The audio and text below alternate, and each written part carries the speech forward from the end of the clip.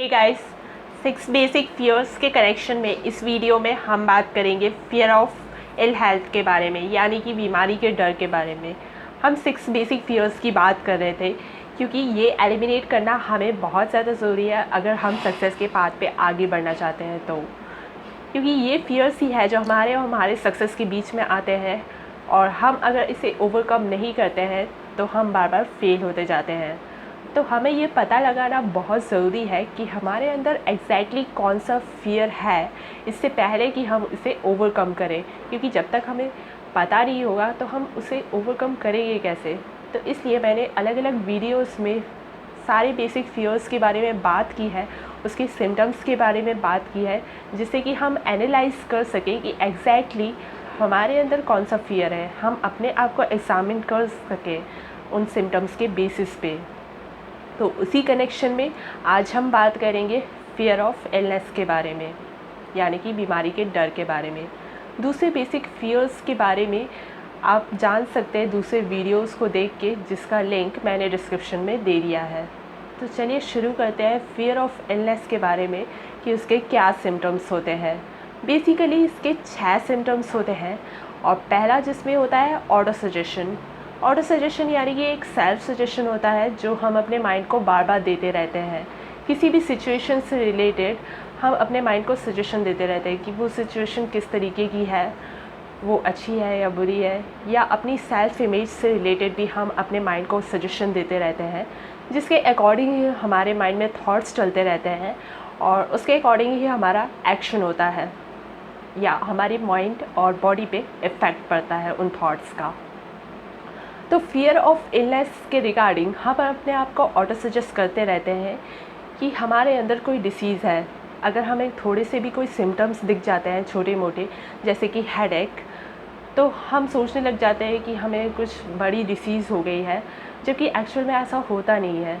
हम दूसरों से भी प्रिटेंड करने लग जाते हैं कि हमारा इलनेस रियल है, जबकि ऐसा ज़रूरी नहीं है कि वो हो। हम बिना प्रोफेशनल गाइडेंस लिए ही कोई भी मेडिसिन लेने लग जाते हैं, या फिर होम रेमेडीज़ ही अपनाने लग जाते हैं। तो ये सब इंडिकेट करता है कि हम अपने आप को ऑटो सजेस्ट कर रहे हैं कि हमें कोई डिसीज़ है। दूसरा इसका सिम्टम होता है हाइपोकॉन्ड्रिया। हाइपोकॉन्ड्रिया एक मेडिकल टर्म होता है इमेजिनरी इलनेस के लिए, यानी कि वो इलनेस सिर्फ हमारे इमेजिनेशन में होता है, रियल में हमें कोई बीमारी नहीं होती है। तो इसका कोई मेडिसिन इलाज नहीं हो सकता। इसका इलाज हो सकता है सिर्फ एक पॉजिटिव थॉट, जिसमें हम सोचें कि हमें ये वाकई में इलनेस नहीं है। तो माइंड के लेवल पे ही इसका सॉल्यूशन निकाला जा सकता है, क्योंकि इसकी प्रॉब्लम माइंड के लेवल पे ही होती है। तीसरा जो इसका सिम्टम होता है वो एक्सरसाइज से रिलेटेड होता है, कि हम एक्सरसाइज में कमी करने लग जाते हैं, क्योंकि हमें फियर ऑफ इलनेस होता है, और हम सोचने लग जाते हैं कि अगर हमने एक्सरसाइज की या फिज़िकल एक्टिविटी की तो हमारी तबीयत और बिगड़ती जाएगी। लेकिन इस एक्सरसाइज या फिज़िकल एक्टिविटी में कमी करने के कारण हम ओवरवेट होते जाते हैं, और हम आउटडोर एक्टिविटी को भी अवॉइड करने लग जाते हैं, जिसकी वजह से हमारा वेट और ज़्यादा बढ़ने लग जाता है। तो ये इसका एक सिम्टम होता है। उसके बाद चौथा सिम्टम होता है ससेप्टिबिलिटी, यानी कि रिस्क फैक्टर। हम डिसीज़ के रिलेशन में ज़्यादा सेंसिटिव होते जाते हैं अगर हमें फियर ऑफ इलनेस होता है तो। और ऐसा इसलिए होता है कि हमारे थॉट्स हमारी बॉडी को अफेक्ट करते हैं, जिसके कारण हमारा बॉडी का रेजिस्टेंस कम होने लग जाता है, और जिसकी वजह से जैसे ही हम किसी डिसीज़ के कांटेक्ट में आते हैं तो हम उससे बहुत ज़्यादा सेंसिटिव होकर वो डिसीज़ हमें रियल में कॉट अप कर लेती है, और वो डिसीज़ हमें सच में हो जाती है। तो ये फियर ऑफ इलनेस का एक साइड इफ़ेक्ट है कि जिस डिसीज़ से हम डर रहे होते हैं वो एक्चुअल में हमें हो जाती है हमारे बॉडी के रेजिस्टेंस में कमी की वजह से। और ससेप्टिबिलिटी का एक और रीज़न है कि फियर ऑफ इलनेस हमें फियर ऑफ पॉवर्टी के कारण भी आता है, क्योंकि जब हमारी सेविंग्स इनफ नहीं होती है तो हम डॉक्टर के बिल से भी डर रहे होते हैं कि कहीं हमें ये डिसीज़ हो ना जाए, और वो फियर बढ़ता ही जाता है, जिसकी वजह से हमें सच में वो डिसीज़ हो जाती है। उसके बाद जो इसका 5th सिम्टम होता है वो सेल्फ कॉडलिंग होता है, यानी कि ओवर प्रोटेक्शन। हम क्या होता है लैक ऑफ एम्बिशन के कारण यानी कि एक पर्टिकुलर गोल की कमी के कारण हमें मेंटल और फिज़िकल लेज़ीनेस आने लग जाता है और हम अपने आप को जस्टिफाई करने के लिए अलग अलग बहाने बनाने लग जाते हैं, जिसमें से एक होता है फियर ऑफ इलनेस।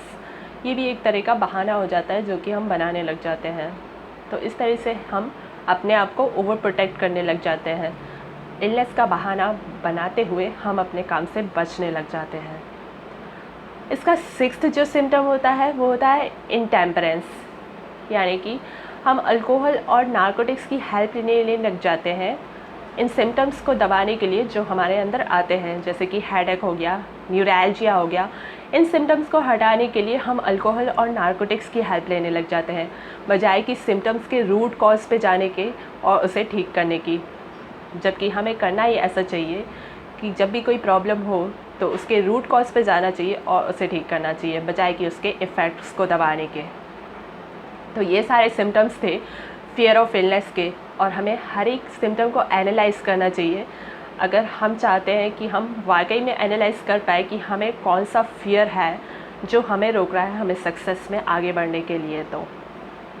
तो ये आइडियाज़ मैंने आपको बताए थे think and grow rich book से, जो कि एक बहुत ही अच्छी बुक है, सेल्फ हेल्प कैटेगरी की बुक्स में एक बेस्ट सेलिंग बुक है। अगर आप इसे पढ़ना चाहते हैं तो आप इसे ख़रीद सकते हैं, डिस्क्रिप्शन में लिंक मैंने दिया हुआ है।